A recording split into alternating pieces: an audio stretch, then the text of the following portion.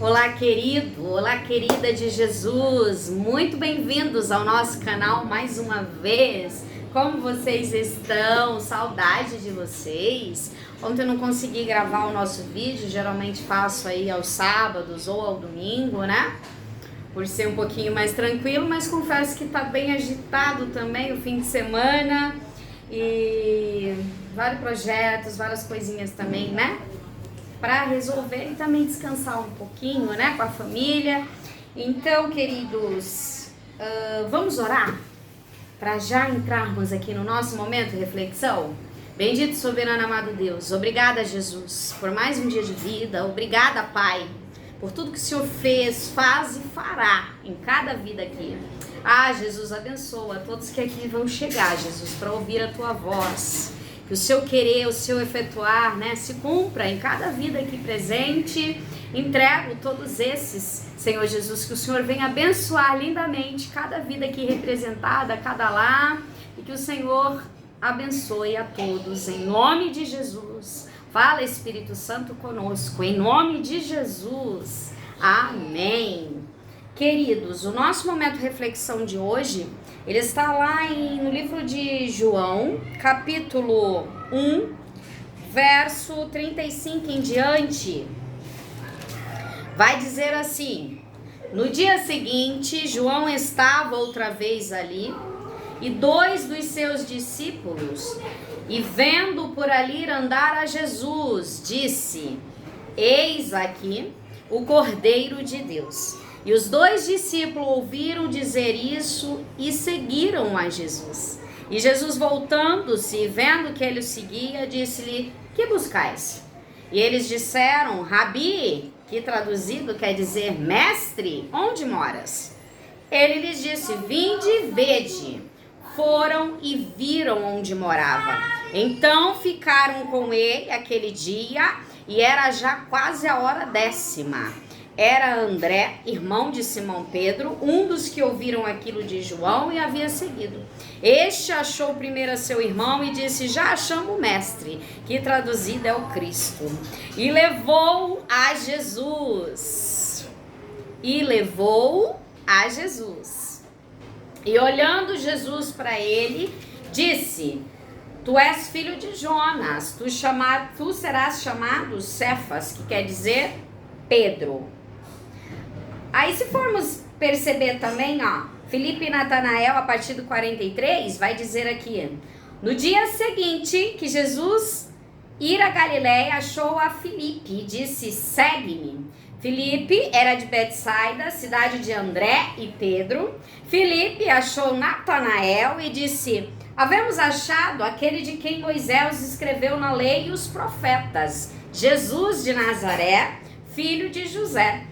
Disse-lhe Natanael: pode vir alguma coisa boa de Nazaré? Disse-lhe Filipe: vem e vê. Jesus viu Natanael vir ter com ele e disse: eis aqui um verdadeiro israelita, em quem não há dolo. Disse Natanael: de onde me conheces tu? Jesus respondeu e disse-lhe: antes que Filipe te chamasse, te vi, estando tu debaixo da figueira. Natanael respondeu e disse: Rabi, tu és o Filho de Deus, tu és o Rei de Israel. Jesus respondeu e disse: por que te disse que vi debaixo da figueira, crês? Coisas maiores do que essa verás. E disse: na verdade, vos digo que daqui em diante verei o céu aberto e os anjos de Deus subindo e descendo sobre o Filho do Homem. Que texto maravilhoso, né, irmãos? Confesso que desde ontem, né, o Espírito Santo brada essa palavra sobre João Batista. Eu acho que todos que me conhecem sabem que eu amo a história, né? O profeta João Batista, amo o chamado, amo tudo que ele realizou, né? E porque eu não sei, mas arde profundamente no meu coração a vida, o chamado, enfim. E o quanto que ele era fiel a Deus, né? É tanto que foi morto, né? Por conta da sua fidelidade, né? Assim, então, aqui vai dizer o quê? Sobre os primeiros discípulos. Se prestarmos atenção nesse relato, né? No dia seguinte, João estava ali outra vez, ou seja, era algo corriqueiro, era algo que era uma rotina na vida de João. Está ali, fazendo o quê? Cumprindo o seu chamado, que era o quê? Ganhar almas para o reino. Ele batizava até então com água, né? E aí, dois dos seus discípulos que estavam com ele, viram ali Jesus andando, e ele exclamou, né? Eis aqui o Cordeiro de Deus, né? Então, aquele lá que ele comentou, né? Eis que vem, alguém que é maior, que eu não sou digno nem de desatar ali as correias dos pés, né? Então, os dois discípulos ouviram e seguiram a Jesus. Então, aqui a Bíblia vai dizer, né, que André e Pedro, né, eles eram discípulos de quem? De João. Só que quando viram a Jesus, eles, né, o João Batista apresentou Jesus para ele dizendo, olha, ali eis o Cordeiro de Deus que tira o pecado do mundo, né? E aí, eles imediatamente seguiram a Jesus. Então, percebam que aqui, João, ele era um grande líder, mas ali, ele, desde sempre, né, irmãos? Desde sempre, ele deixou muito bem claro o quanto que ele era pequeno diante de Jesus. Porque tem, né, a passagem na Bíblia que diz, né, que ele era o maior de nascido de mulheres, porém no reino do céu, o menor. Então ali era João reconhecendo, né, que a soberania de Jesus é que prevalecia, né? E nesses capítulos seguintes, que vai ser aí o chamado dos primeiros discípulos, né? Algo me chama a atenção, né? Quando Jesus fala com ele, né? Vinde e vede, né? E vem comigo, né? E ali eles começaram a seguir a Jesus e eles iam exclamando, né? Olha, achamos o Messias, achamos o Mestre, aquele que de fato vai salvar, né? Aí o nosso povo, enfim. E a Bíblia vai relatar também a história de Filipe e de Natanael, né? Que vai dizer, né? Que quando Jesus chegou lá, né? A Galileia, achou Filipe e disse, segue-me também. E Filipe foi com ele, né?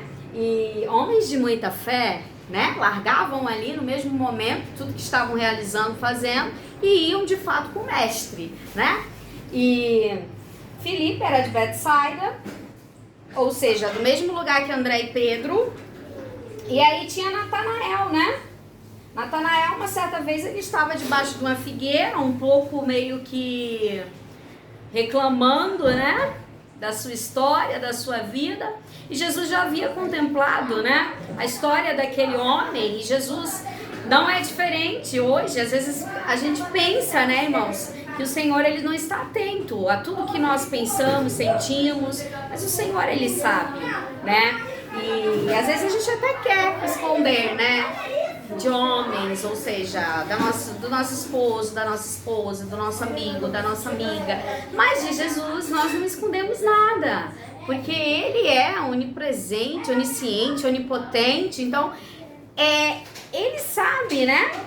Não tem como fugir do Senhor, né? Assim, é isso que Davi diz lá, né? Se eu subir ao céu, eu sei que lá está. Se eu descer ao mar também, né? Nas profundezas.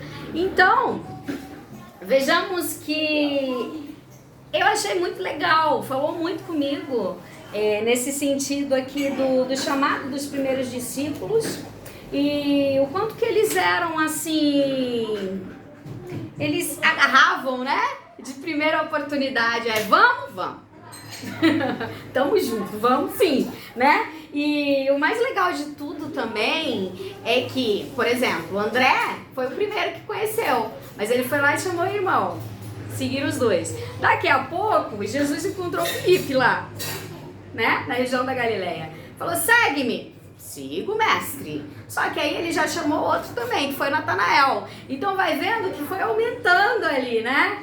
Porque é assim mesmo. Quando nós conhecemos a Jesus, nós não queremos ficar só para nós. E nem podemos, não é verdade? O amor de Jesus, ele é abrangente, e o Senhor, ele quer isso mesmo, que trabalhemos aí para ganhar almas para o reino, né? E essas histórias, né, dos discípulos é bem legal, né? Porque eles seguiam, né? E atraíam mais pessoas também, né? Então esse é o verdadeiro sentido aí do Evangelho de Jesus, né? Ou seja, vinde a mim, todos que estáis cansados, sobrecarregados, eu vos aliviarei. Então, eu estou, né, já com o Senhor. E o que o Senhor quer de mim? Que eu traga mais gente também, né? É o verdadeiro sentido do Evangelho, é você compartilhar o amor de Deus e é você levar mesmo, né, essa mensagem, a mensagem da cruz, a mensagem da redenção, a mensagem que salva, a esperança para o outro de entender que por mais que aqui não esteja aí muito legal, ou que passamos aí por perrengues, provas, muitas vezes dores, aflições, né? Todos passam mesmo, irmão. Mas tem de bom ânimo que eu venci o mundo, né? E eis que é chegado um novo tempo, né? Haverá novo céu e nova terra. Então essa deve ser a esperança do verdadeiro crente, do verdadeiro cristão, né? E nós precisamos entender isso, né? Que é colocar o reino de Deus em primeiro lugar. Você vê que ali a profissão daqueles homens geralmente seriam pescadores, né? Que era Pedro, André e tudo mais. Mas eles, apesar que tinha outros que tinham outras profissões também, tudo certo, e seguiam Jesus da mesma forma, tá? Eu tô dizendo que eles ali, eles avaliaram e eles preferiam, né? Seguir de fato aqueles que eles tanto esperaram e aquele que de fato eles sabiam que poderia fazer algo por eles e pelo povo, né? Então, isso é de muita importância, né? De você entender que você é precioso para o reino de Deus. De você entender que Jesus conta contigo, sim, né? E com você, exatamente, comigo e com você. Sabe por quê? O Senhor, ele não precisa de nós, no sentido de, eu quero realizar tal coisa através de fulano. Irmão, se você não fizer, vai ter outro que vai lá e vai fazer, tá? Isso é bem simples pro Senhor, né? Mas, se o Senhor, ele tem obra contigo, se o Senhor, ele tem um chamado na tua vida, se o Senhor, ele quer de fato te usar, né? Quer que você seja boca de Deus nessa terra? Então dá lugar, vaso, né? Então, é por isso que a gente não tem que estar concentrado nesse negócio de... Eu converso muito isso com os jovens, porque eu sei que é uma turminha diferenciada, podemos dizer assim, porque, que nem quando eu era adolescente jovem, esse dia mesmo a gente estava comentando, né? Então não tinha essa coisa de celular, de joguinho muito ali, era mais para quem tinha mesmo poder aquisitivo na época, que não era o meu caso, né? Então, eu vim ter meu celular, nem sei com quantos anos já, mas já jovem, né? Enfim, e a gente conversava sobre isso, que é uma geração muito acelerada, e se a gente não tiver esse cuidado, esse olhar de tentar aí auxiliar esses jovens a dizer, olha, você tem que desacelerar um pouco nesse sentido, né? Porque vejamos que tem crianças, irmãos, que tá dormindo de madrugada por conta de celular e de coisas que, se os pais não tiverem atentos, né? Eu digo isso porque eu tenho vai fazer 14 anos. Então tem que estar sempre vigilante, porque eles mudam muito o padrão comportamental. Por exemplo, meu filho é uma coisa comigo, mas chega na escola, ele pode ter comportamentos que na minha frente ele não tem. Isso não quer dizer que ele seja um má menino, tá entendendo? Um menino mau, um garoto... Não, é porque de fato você...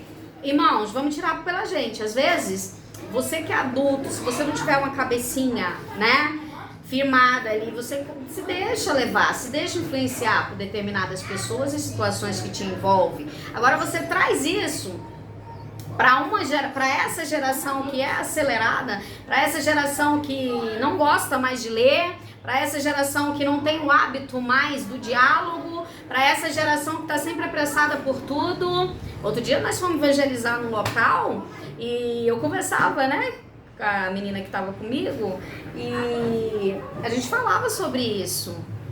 Olha quanto que o negócio tá sério, as pessoas não têm tempo, nem 2 minutinhos para você dizer, muitas vezes, elas passam. Olha, tem algo de Deus, graças a Deus, grande parte das pessoas param, dão atenção, gostam, agradecem, tem gente, né, que chora e tudo mais, e isso é muito bacana, mas também tem aqueles que passam, que se mandam, é uma coisa assim, né? E claro que a gente entende, porque vai ter gente ali que tá no momento de trabalho, mas vai ter gente, que é o caso de jovenzinhos, que tava indo, sei lá, pra cinema, pra lanche, pra uma coisinha ou outra, que eles não querem esse diálogo, né? Então nós que temos os nossos filhos e que somos servos e filhos de Deus, nós temos que estar atento a isso, irmãos. E eu sou uma pessoa assim que eu me preocupo muito com os jovens, eu amo muito a vida, né, dos que eu conheço e tô sempre em oração com eles, né, a gente tá sempre fazendo algum propósito, a gente busca muito, intercede mesmo pela vida, porque é uma geração complicada. E aí às vezes as pessoas não entendem e fala assim, pode pensar, né, porque eu também não me importo, mas enfim, pode pensar, ah não, é porque, sei lá, a louca quer aparecer ou algo nesse sentido. Não, eu de fato me preocupo, porque eu percebo que lá atrás era uma outra constância, uma outra vida, e que eu tive pessoas para me orientar, né, e que me ajudavam na igreja. É por isso que é fundamental a igreja ter ministério, sim. A igreja tem que ter ministério de criança, de jovem, de mulheres, de varões. Tem que ter, porque é uma forma também de orientação bíblica, né? De você orientar. Isso me ajudou muito, né? Tinha as escolinhas lá que a gente ia aos sábados para aprender. E isso foi de suma importância na minha vida. É claro que eu tive, graças a Deus, eu tive, né, um super professor que era meu avô também, né? Então, nós realizávamos culto diariamente. E daí a importância também de você ter o seu devocional na sua casa, né? Porque é aquela velha história, ensina o teu filho no caminho que deve andar. Porque ainda que for velho, ainda que se desvie, né? Não se desviará por completo. Ou seja, pode até se desviar na volta ou não se desviará mesmo. Por quê? É tão bonito isso, né? Você nascer num lar cristão e você se manter cristão de fato, né? Eu digo que minha vida não foi assim, não. Porque, vejam bem, eu morava com a minha mãe, então lá em casa era todo mundo católico, né, da parte de mãe. E aí o que acontece? Como de costume, cidadezinha pequena, tinha aquela coisa de missa e tudo mais, então o pessoal ia pra missa, né, principalmente aí aos domingos. Então era missa, era procissão, eu confesso que eu não entendia muito daquilo e também não gostava, né. Então, você já percebe daí que você, de fato, é escolhido e chamado, né? Hoje eu entendo o porquê. Então, a partir dos 7 anos eu fui morar com os meus avós. E foi a partir daí que eu comecei a ir para a igreja. E que minha vida começou a ganhar sentido nessa coisa de aprendizado da Bíblia, nessa coisa de aprendizado, de fazer o certo, de estar na presença, entendeu? Então, é por isso que eu sempre vou bater na mesma tecla, que a igreja, ela é sim, né, uma base para crianças e para jovens. Por quê? Porque aí vai surgir na próxima geração adultos também conscientizados. Porque vamos combinar que o negócio tá tão doido, tá tão louco, que a gente não sabe como é que vai ser, né? Se Jesus não voltar daqui pra lá, né? Então, por isso que sempre que eu posso eu tento dar essa contribuição, essa força para os jovens, porque eu acredito muito neles. Eu acho que a força de uma igreja também tá nos jovens, né? Por conta da alegria, da motivação, é diferente. E é isso que tem que ter mesmo, o Senhor gosta disso, né? E aí eu tava comentando justamente com alguns deles, né? Que tem aquela coisa, mas eu não sinto de ir, não sinto de fazer. E eu tô sempre repetindo a mesma coisa pra eles. Não é sobre o que eu sinto, não é sobre o que você sente. Ô, meu irmão, vai ter dia que tu tá cansado, vai ter dia que eu não vou querer nem ouvir meu nome, mas já aconteceu de eu estar na minha casa e chegar pessoas me pedindo oração, né? Então não é sobre o que eu sinto, é sobre o que eu sei que devo fazer mediante aquilo que Deus espera de mim, né? Então a gente tem que parar com essa coisa de ter essa fé sensorial, se sentir bem, se não sentir não. E eu digo isso porque é algo que acontece conosco também, porque nós somos humanos, somos falhos, somos imperfeitos, né? Outro dia mesmo eu estava no local, o Senhor, ele me incomodava para falar com uma jovem, só que sabe quando você não tá muito assim na fiação e de fato ligadinha ali, né? E eu falei, tá bom, daqui a pouco eu vou lá. Só que antes de eu ir, um pastor já tinha convidado ela, né, pra orar. Então ali eu agradeci ao Senhor, eu falei, obrigada, Jesus, porque eu iria, claro, até o fim do culto eu iria. Mas, daí a importância da gente saber, não importa se você tá bem, se você não tá, você tem que ir, você tem que fazer aquilo que Deus mandou você fazer. É simples, é claro que, por exemplo, pra mim, é tudo muito novo também, né? E a gente tem que entender isso, que tudo tem um início, né? Início, meio e fim. E algumas coisas pra mim, por exemplo, hoje eu faço parte da igreja pentecostal, né? Mas há muito tempo atrás eu era da igreja convencional, então eu vou dizer que base bíblica eu tenho, glória a Deus, mas que existem coisas que são novas pra mim, né? Essa questão de unção, de poder, de autoridade, então é tudo muito novo, né? E graças a Deus por misericórdia, o Senhor tem instruído, tem dado aí, né, o discernimento necessário, a compreensão, mas é isso que eu tô tentando dizer, que a gente sempre vai precisar, às vezes, ou quase sempre, de alguém para nos orientar, entendeu? E aqui, por exemplo, aqui os discípulos tinham a João. Só que aí João falou assim, olha, aquele ali é o cordeiro que tira o pecado do mundo. O que os discípulos fizeram? Ouviram e foram, seguiram com o Senhor, né? Porque até então, João ainda estava solto, estava realizando lá o chamado dele. Mas depois de pouco tempo, João foi preso, João foi morto. Então Deus, Ele sabe o que é melhor para mim e para você, meu irmão. É por isso que nós devemos estar sempre na direção daquilo que Deus quer para nossa vida, né? E mesmo sem entendermos às vezes ali algumas coisas, eu sempre digo isso pro Senhor, Senhor, às vezes eu não estou entendendo nada, posso até não compreender, mas só que é o seguinte, eu confio e aguardo na tua direção, porque eu sei que aquilo que o Senhor quer e o que o Senhor faz é melhor, né? Então a vontade do Senhor, ela é boa, perfeita e agradável, né? Assim, eu creio dessa forma. Então eu vim dividir isso com vocês. Ontem o Senhor bradou no coração para falar sobre essa parte do testemunho, né? Que João testificou quando viu ali o Espírito Santo descer, né? Sobre a vida do Senhor. E falou justamente também sobre essa parte do ID, né? Arrependei-vos, era a mensagem de João, né? Arrependei-vos, porque é chegado o reino dos céus, né? Assim? E ele era aquele pregador maravilhoso, né? Tem alguns caras aí que eu admiro muito, algumas mulheres de Deus também que eu admiro muito. E é isso, nós devemos estar em constante busca mesmo, para poder levar a mensagem. Não importa como, pode ser um vídeo simples como esse que nós estamos tendo aqui, né? Essa oportunidade. Pode ser na rua, no ponto de ônibus, dentro do ônibus, no seu trabalho, na escola, né? O negócio é buscar, né? É ouvir a voz de Deus. Aprendeu ali, meu irmão? Transmite. Porque um dia o Senhor irá cobrar de mim e de você aquilo que Ele nos confiou. Então é por isso que hoje em dia eu não permito ninguém me parar.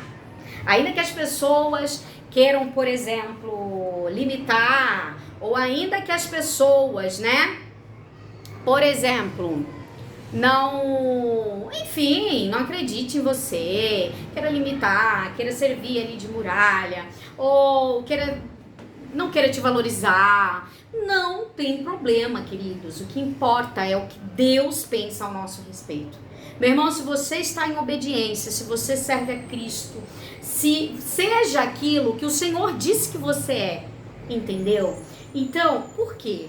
Porque um dia o Senhor vai requerer isso de mim e de você. Quanto aqueles que muitas vezes não nos valorizam, não quer honrar, né, da forma, enfim, não tem problema. Um dia o Senhor também irá cobrar deles. É simples.